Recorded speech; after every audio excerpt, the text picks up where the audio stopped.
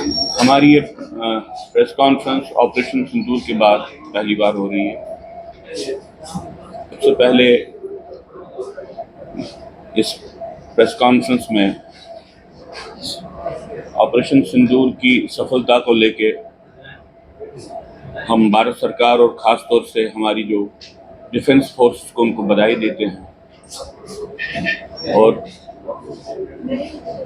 हम सब लोग ये कहना चाहते हैं कि उनके कार्य से पूरा देश गौरवान्वित हुआ है। उनको एक प्राइड का एहसास हम सबको है। इसके साथ ही हम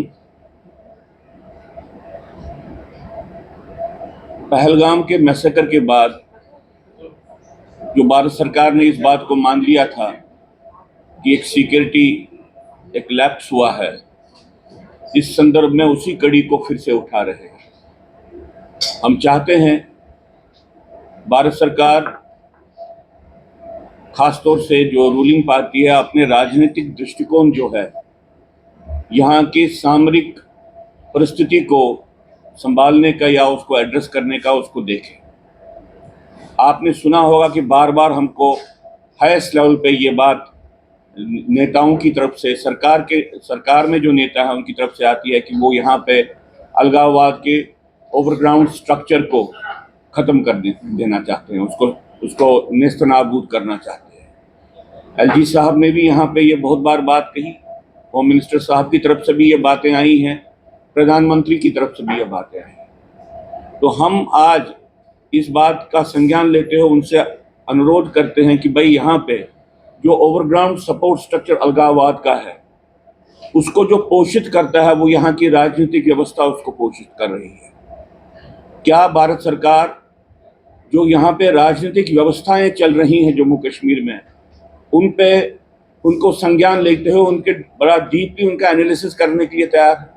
हम भारत सरकार से कहते हैं कि वो एक कमीशन बिठाए ताकि जिस तरीके से यहाँ पे पॉलिटिकल पार्टीज का यहाँ पे रोल चल रहा है उसको ध्यान में रख के उसको जांच करके ये देखे कि क्या कहीं उनके बर्ताव के कारण, उनकी सोच के कारण, उनकी राजनीति के कारण यहाँ पे ओवरग्राउंड स्ट्रक्चर्स तो नहीं पनप रहे हैं। तो हम उनसे भारत सरकार से कहते हैं कि अगर आप वास्तव में यहाँ पे ओवरग्राउंड सपोर्ट स्ट्रक्चर्स को खत्म करना चाहते हैं तो आपको यहाँ की राजनीतिक व्यवस्था का पूरा आंकलन करना चाहिए, पुनरांकलन करना चाहिए नए सिरे से। और ये शुरुआत वो करे सबसे पहले इस बात की जांच करके कि जो पीडीपी बीजेपी अलायंस बना वो किस बात को लेकर बना, उसके पीछे विषय क्या था।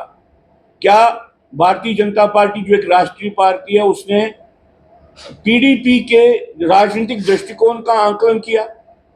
क्या वो समझती थी कि ये राष्ट्रवादी पार्टी है और राष्ट्रवादी एक रोल प्ले कर सकती है? ये इसलिए जरूरी कहना है क्योंकि आप सब लोगों को मालूम है कि जमात इस्लामी के साथ पीडीपी के जो रिश्ते हैं वो बहुत समय से अखबारों के माध्यम से, नेताओं के माध्यम से सामने आते रहे। अगर भारत सरकार ने जमात इस्लामी पे बैन लगाया है तो उनका रवैया पीडीपी के बारे में क्या है ये तो हमको बताइए। आपको ये भी मालूम है जब पीडीपी का निर्माण हुआ उसके जो फाउंडर थे मुफ्ती मोहम्मद सईद, जब वो कांग्रेस पार्टी में थे, कांग्रेस पार्टी ने जो 1986 में राइट्स हुए थे, कश्मीर में दंगे हुए थे, हिंदुओं पे हमला हुआ था और पहली बार वहां से हिंदुओं को निकालने का एक अभियान शुरू हुआ था, कांग्रेस पार्टी के खुद कमीशन ने उसको उसमें जिम्मेवार ठहराया था। क्या इसका आंकलन भारतीय जनता पार्टी ने किया? क्या भारतीय जनता पार्टी ने जब एजेंडा ऑफ अलायंस पीडीपी के साथ बनाया और इकट्ठे हुकूमत की, उस एजेंडा ऑफ अलायंस की विघटनकारी पोटेंशियल को उन्होंने एनालाइज किया? मैं ये बातें इसलिए कह रहा हूं कि हमने पिछले इलेक्शन में भी देखा कि यहाँ पे कश्मीर घाटी में और जम्मू के भी बहुत एरियाज में जो इलेक्शन कैंपेन चले, अगर कोई और मुल्क का वहां पे होता वो समझते कि बहुत सी पार्टियां तो अलगाववादी किस्म का इलेक्शन कैंपेन चला रहे। इन बातों का संज्ञान भारत सरकार क्यों नहीं लेती है?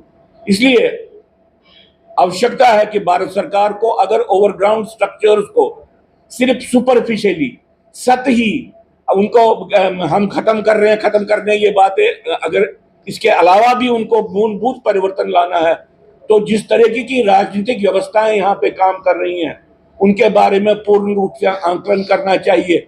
एक कमीशन का निर्माण कीजिए।